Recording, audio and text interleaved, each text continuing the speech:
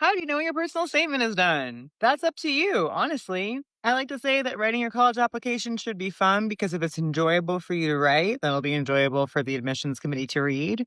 And I also think that it's kind of like a puzzle. It's really hard to figure out how to communicate essential qualities, experiences, perspectives about yourself in 650 words, a two-dimensional black and white piece of paper or screen.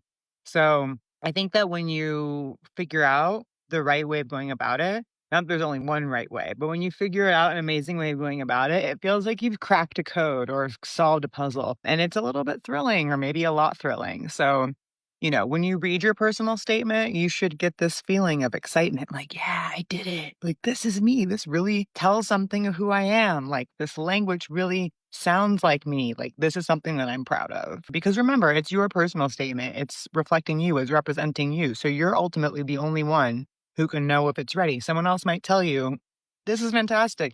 This is done. And you might think, like, no, it's missing something, and listen to that. And somebody might tell you at some point, like, you should change this, consider doing a different, theme or a different direction. You're like, no, I really like this. This, like, really, really is me.